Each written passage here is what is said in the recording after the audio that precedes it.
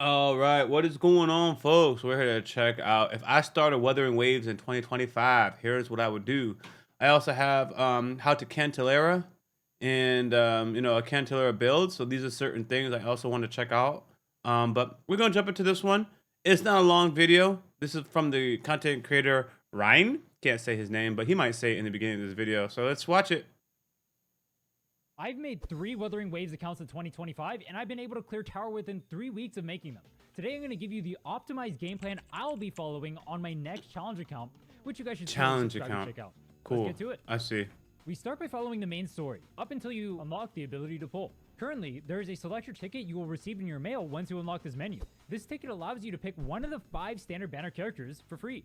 This is where you turn off your brain and pick Verena. Verena is insane. She's tied for the most versatile unit in the game and can slot into This is when you turn off your brain. When you're watching the video, the ticket isn't there. You'll get Baisha instead during these polls. She's a solid fallback, just not quite as good. I Your see. basic team comp should now look like this.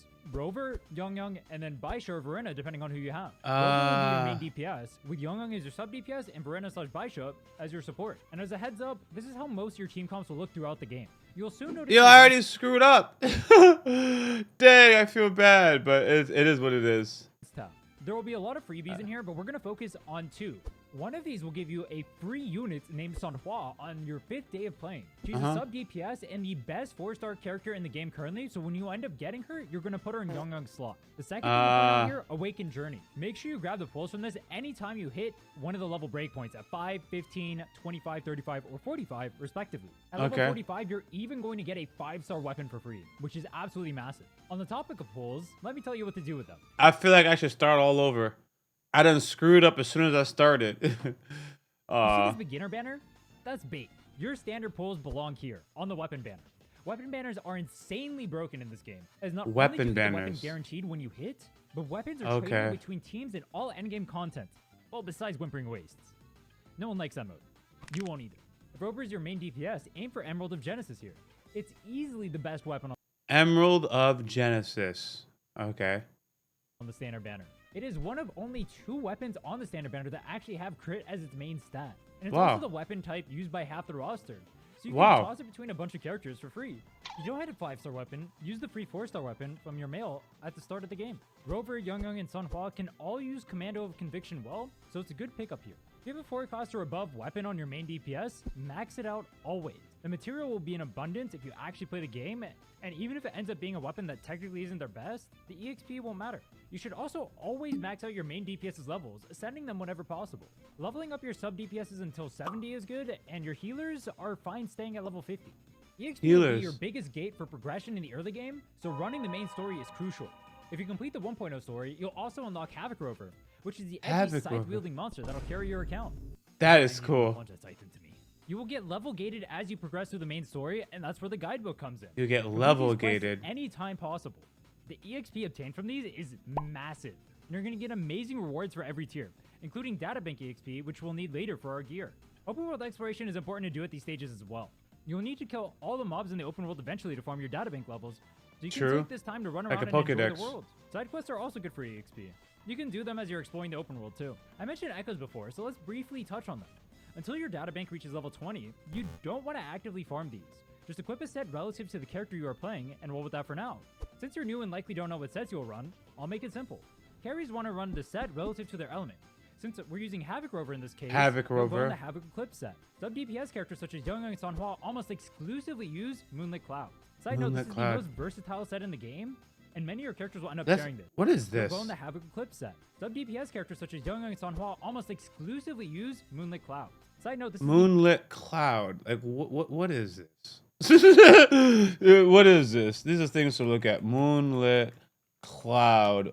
Ooh, I'm going to look that up after. These are effects. Okay, hold on. Most versatile set in the game, and many of your characters will end up sharing this, so feel free to enhance these and make a good set of it. Healers end up on Rejuvenating Glow. Simple enough. The echoes you equip only matter for the first slot, as you will be able to use the first slot's ability inside of combat. For the case of our current team, our deal would be Dreamless for Havoc Rover, and Darkness Heron for our sub DPS, and either Turtle or Fallacy for your healer. The current meta setup is 1 4 costs, 2 3 costs, and 2 1 costs, also known as 4 3 3 1 1. You will need to level up your databank to use this setup, or you won't have the necessary cost. This is part of the reason why we focus so heavily on EXP in the early game. Every Echo has main stats and sub-stats. Oh, damn. Main stats are randomly rolled depending on their cost, and sub-stats are universal, but also random. For DPS and sub-DPS characters, your 4-cost Echo main stat should always be crit rate in the early game. This is... Crit damage is good, but that's 4-cost part is what I don't really understand. Your 3-cost Echo will either be damage percent of your relative element or attack percent, and 1-costs are always just attack percent. For healers, honestly, nothing really matters here outside of giving them energy regen on 3 costs. But in the early game, I wouldn't go out of my way to fetch for those. Speaking of the early game, I level up my Echoes for my main... Yeah, I want to pick Cantelara for God knows how long. I don't think I'm going to follow the meta build or whatever that build is. I know I already screwed up long ago, but I'm like, yeah, I want Cantelara. And a lot of other people are interchangeable. I guess I can't get rid of Rover. So Cantelara and Rover and a third person. I don't think I'm going to be playing according to what the strongest players will pick. This reminded me of Yu-Gi-Oh! When I used to play Yu-Gi-Oh, man, there was like the creativity and like just building a deck because it was fun to build. But like if you didn't pick the meta deck, like you were not going to win tournaments. And that made Yu-Gi-Oh! Not as fun to me. That was in the Infernity era. That's when I was playing. They brought in an Infernity deck, and I'm not exaggerating. When that deck was made, yo, you could win in 2 turns all the time. Like you consistently could win in 2 turns. That's cheap. Yes, as long as they follow the stats I mentioned before Havoc on the Eclipse. main stats specifically. But outside of that, I wouldn't touch These are them cool. unless I need to for guidebook quests. Don't bother worrying about substats at this stage of the game. That hell of gachagiri comes later.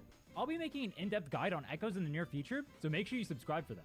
Wave plates are the stamina gate in this game. As you spend them, you also get EXP, making them mandatory to use. Every day, you get 240 of these, so let's talk about where to use them optimally. Use your wave plates exclusively to farm forgery challenges or boss challenges in the early game. Focusing on ascension and leveling up your skills is infinitely more important than anything else we can do at this stage. If you're already capped on your ascension skills for your current level, you should then pre-farm the upcoming ones. If you press ascend on your skills, you can identify what resources you need to pre-farm. I would leave my healer at level 50 for now and not really bother with their skill levels.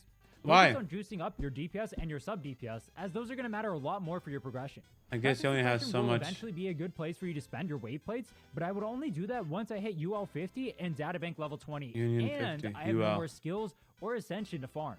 Oh, and weeklies are going to be your biggest bottleneck, so make sure to spend all 3 every week. You can hover your skills once again to see which weekly mats your character will need and farm those accordingly. Dailies and Follow weeklies. the simple plan, and you'll be on your way to clearing tower within a month. Check out my Echo efficiency guide right here. And if you have any other questions, you can ask me on Twitch or YouTube, where I stream daily. Take care. Cool. Hey guys, welcome to another crash course, this time for Cantarella. And as you... Alright, so I'm definitely going to check out the Cantelara build. I just don't know which one I am going to go for. But, like, Mooncloud is an Echo Sonata effect. What is that? So, what is a Havoc? And WUWA. Let's see, what am I dealing with? Havoc refers to an Havoc element and associated play. Okay. Havoc refers to the Havoc element and the associated playable character. Havoc Rover in the game Wuthering Waves. Havoc is a destructive damage dealing attribute that Rover can use. Okay. So what does so WUWA what am I looking for? What I'm looking for is echoes and what is it? Like natural talent. Let's see. Trying to figure out what that guy was talking about when he was talking about like echoes are monster-based gear that grant stat bonuses and special skills, while a character's natural talent is one of their unique passive skills. While echoes are external, equipable items, natural talent are intrinsic to each character.